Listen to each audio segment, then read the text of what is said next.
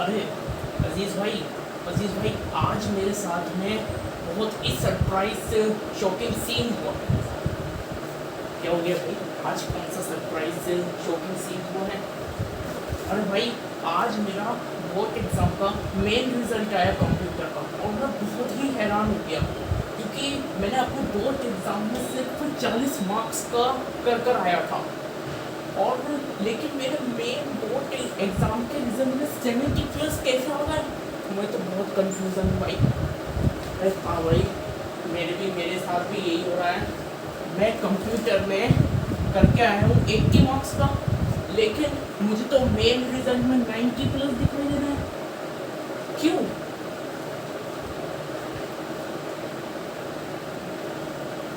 क्या बोर्ड वालों को जावा प्रोग्रामिंग नहीं आती? नहीं भाई, ऐसी बात नहीं है।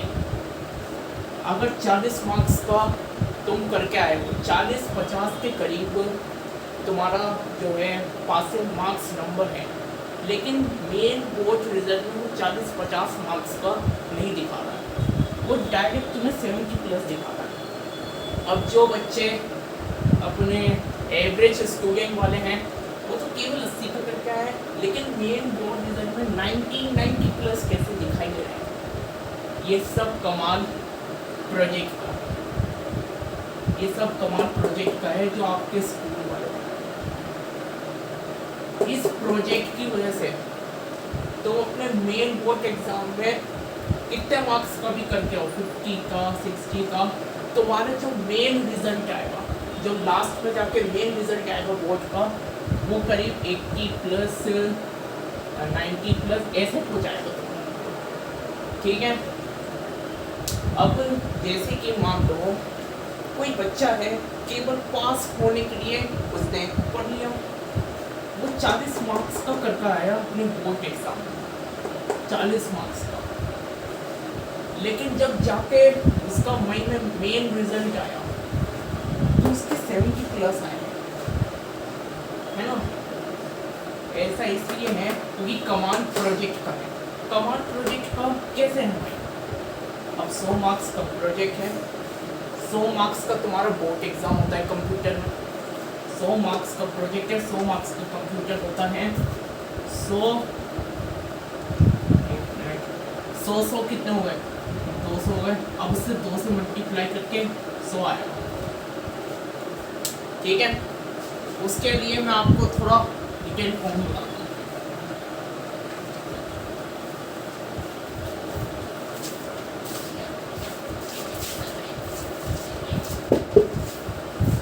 जैसे कि मान लीजिए प्रोजेक्ट आपका स्कूल में हुआ, क्योंकि प्रोजेक्ट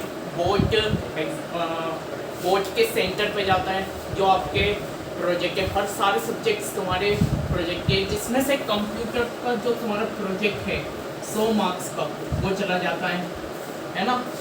और तुम्हारा बोर्ड एग्ज़ाम भी 100 मार्क्स का होता है कंप्यूटर में। ठीक है। बोर्ड एग्ज़ाम जो है 100 मार्क्स का आता है। अब मान लो तुम्हें पूरे 100 के 100 मिल गए प्रोजेक्ट, पूरे 100 के 100 मिल गए, हाँ, है ना?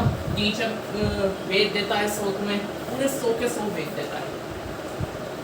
अब यहाँ पे तुम्हें मान लो पास होने के लिए, जो फेलर्स हैं उन्हें पास होने के लिए करीब 40-50 मान तो जाओ, शायद पासिंग मार्क्स नहीं 50 या 40 वो नहीं पता, मान लो अगर 50 आ गए, अब 100 + 50 कर दो, कितना आया? 150। अब एक तो तुम्हारा प्रोजेक्ट फाइल है और एक तुम्हारा बोर्ड है, डिवाइड कर दो 3 से, तो तुम्हारा जो मेन रिजल्ट में मार्क्स आएगा वो तुम्हारे 75 आएगा। यानी कि तुम 50 मार्क्स का कर आए हो अपने बोर्ड एग्जाम में, लेकिन मेन रिजल्ट में तुम्हारा 75 दिखाई देगा। भाई बहुत ही बढ़िया है यार ये तो।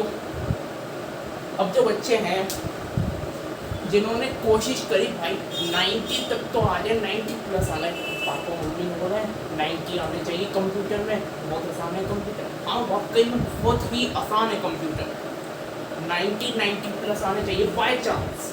बाय चांस कंप्यूटर का थोड़ा ट्रिकी आता है, लेकिन उतना ज़्यादा टफ नहीं आता।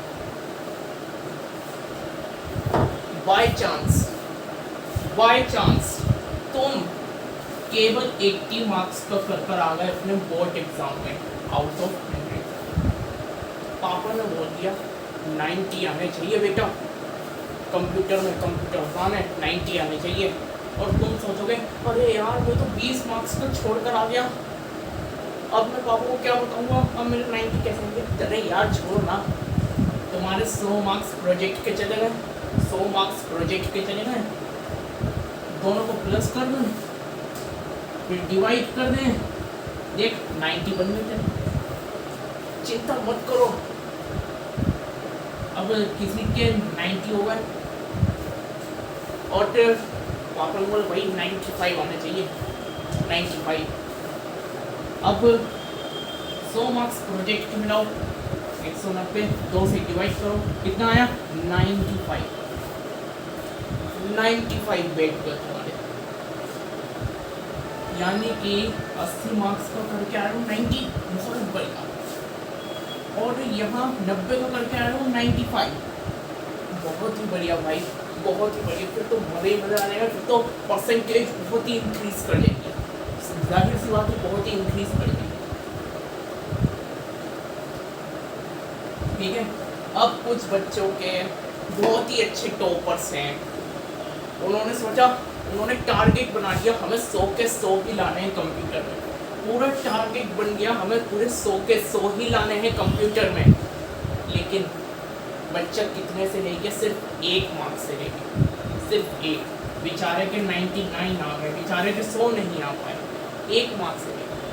कोई बात नहीं, अब 100 मार्क्स तो प्रोजेक्ट का लगाना, 199 हो गया, फिर 2 से डिवाइड कर दें, 2 9 18 है ना, 2 9 18 2 9 18 99.5 आया। अब तो बताए यहाँ 0.5 का राउंड ऑफ भी होता है, तो बल्ले बल्ले हो जाएंगी, 100 मिल गए। अगर एक भी MCQ गलत हो गया या कुछ भी गलत हो गया 1 मार्क्स का, तो जब भी तुम 100 लेकर आओ, लेकिन पढ़ाई करनी ज़रूरी है, तभी तुम यहाँ तक पहुँच पाओगे, वरना फिर समझाने का फ़ायदा नहीं होता। ठीक है, अब इसमें क्या क्या आता है वो समझाना ज़रूरी है। देखो भाई, 100 मार्क्स का होता है तुम्हारा कंप्यूटर, ठीक है, 100 मार्क्स का कंप्यूटर पेपर होता है, जिसमें से 60 मार्क्स तुम्हारी होती है जावा प्रोग्रामिंग। 9th क्लास में सिखा दिया गया था, है ना, जावा प्रोग्रामिंग, है ना। बाकी जिस भी टीचर से पढ़ रहे हो उस टीचर से भी समझ में आएगा, मैं कंप्यूटर पढ़ाता नहीं रहता है ना। जावा प्रोग्रामिंग में 6 क्वेश्चन आते हैं, 6 में से एनी 4 करते हैं, 6 में से एनी 4, ठीक है। 20 मार्क्स के MCQs आते हैं, थोड़े ट्रिकी होते हैं और थोड़े आसान भी होते हैं, तो MCQs के लिए ढंग से आराम से पढ़ लेना, MCQs के लिए बिल्कुल क्लियर कॉन्सेप्ट होना चाहिए। और 20 मार्क्स तुम्हारा theory based questions, 20 marks is for theory based questions, theory based questions ये तुम्हारे आते हैं, ठीक है, ये आते हैं तुम्हारे एग्जाम में, ठीक है। ये तो तुम्हारे टीचर्स ही देखेंगे। अब जो मैंने मेन बातें समझाई, अगर समझ में आया तो थम्स अप दीजिए अपने कमेंट में, ठीक है। अब मैं तुम्हें दोबारा एक और रिवीजन करा देता हूँ, मगर रिवीजन नहीं मतलब वो बता देता हूँ जिससे कि तुम थोड़े कंफ्यूज ना हो। देखो भाई, हंड्रेड की प्रोजेक्ट तुम्हारे स्कूल वाले देखेंगे, और 100 का तुम्हारा एग्ज़ाम होता है, बोर्ड एग्ज़ाम, है ना। अब मान लो ये तुम्हें पूरे 100 मिल गए, इसमें तुम्हें अगर मिल गए 40, 50, 60, 70 इसमें मिल गए। लेकिन तुम्हारा जो मेन रिजल्ट है, मेन रिजल्ट उसमें तुम्हारे दिखेंगे 60, 70, 80, 90 बिल्कुल ऐसे दिखाएंगे, बिल्कुल मेन रिजल्ट है ना। अब तुम इसको देख के यार पढ़ने ना बैठो, ऐसा नहीं होना चाहिए, है ना। इसको देख के तुम पढ़ने ना बैठो, ऐसा नहीं होना चाहिए, ठीक है। गेट से बस इतना ही कहना चाहता हूँ, बस इतना ही कहना चाहता हूँ। कंप्यूटर बहुत ही आसान है। हाँ मैं एक और बात कहता हूँ, इसको भी ज़्यादातर साइंस स्टूडेंट्स लास्ट में जाके करने लगते हैं। जैसे मैंने ज्योग्राफी में बोला है, वैसे ही कंप्यूटर में भी लोग लास्ट में जाके करते हैं। इसके लिए एक थोड़ी ट्रिक बताता हूँ।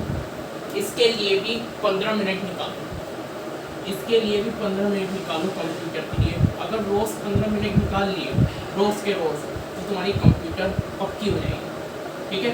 रोज़ के रोज़ अगर 15 मिनट निकाल लिए, ऐसे ही मैंने ज्योग्राफी के लिए बोला, हिस्ट्री सिविक्स के लिए भी बोला, 15-15 मिनट दोनों के निकालने, ठीक है। बस यही कहना चाहता हूँ। बाकी कंप्यूटर बहुत ही आसान है, 100 में से 100 आसानी से स्कोर कर पाओगे। अगर 100 नहीं तो 90-95 प्लस तो स्कोर कर पाओगे इंशाल्लाह। बस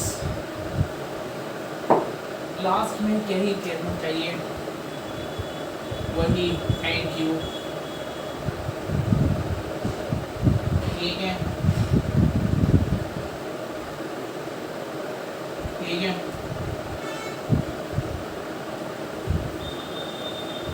अच्छे से पढ़ाई करो, पूरा साल है तुम्हारे पास, ठीक है। बढ़िया से बढ़िया मेहनत करो, पेरेंट्स को प्राउड पहुंचाओ, मेरे लिए यही है, ठीक है। Love you to all. Science के सब्जेक्ट्स को, मैथ्स के सब्जेक्ट्स को पढ़ो, उतना ज़्यादा पढ़ो क्योंकि मेन सब्जेक्ट्स हैं। लेकिन जो तुम्हारी हिस्ट्री सिविक्स ज्योग्राफी और कंप्यूटर है, इन्हें कोशिश करो रोज़ के रोज़ 15 मिनट निकालने की। इंग्लिश के लिए भी कोशिश करो, इंग्लिश भी बहुत आसान है, उसके लिए भी 15 मिनट निकाल लेना। थैंक यू, फिर मिलेंगे। अल्लाह हाफिज़, good evening, good morning, good afternoon, जब भी इस वीडियो को देखो। Love you, thank you.